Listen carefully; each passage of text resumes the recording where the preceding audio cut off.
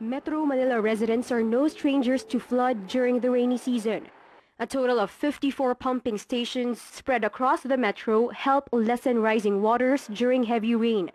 These include newly rehabilitated stations that were launched today in Binondo and Quiapo in Manila. Hindi to totally to prevent flooding inland, but to prevent water coming from the Pasig River and Manila Bay from going inland. So how do these pumping stations work?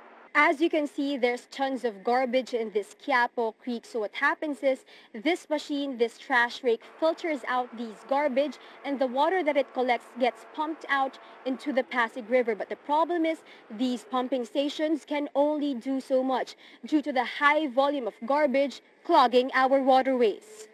The Metro Manila Development Authority says residents should be mindful of proper waste disposal to avoid blocking water flow. Nakakahina sa pumping station ay yung basura sa ilalim ng takbo ng tubig. Yung basura ay nakakaharang doon sa mabilis na pag-alisanan ng tubig. Pag nabara naman yung sa Pasig River, ang laki ng pag high tide, ang laki ng posibilidad, babalik yung tubig dito sa inland. The MMDA says flooding will be managed through big projects like the Blumentritt Interceptor and more than 100 other flood control projects. A World Bank study suggests installing 16 more pumping stations in Muntinlupa, Marikina, and portions of Taguig. The Commission on Audit says flooding in the metro is caused by delayed flood control projects.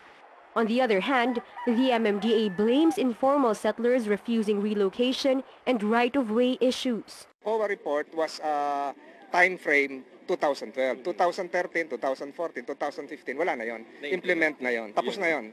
Kaya lang sa COA report, hindi nila sinasabi na na-implement na.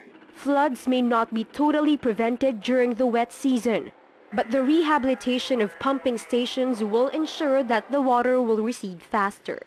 Patricia De Leon, CNN Philippines.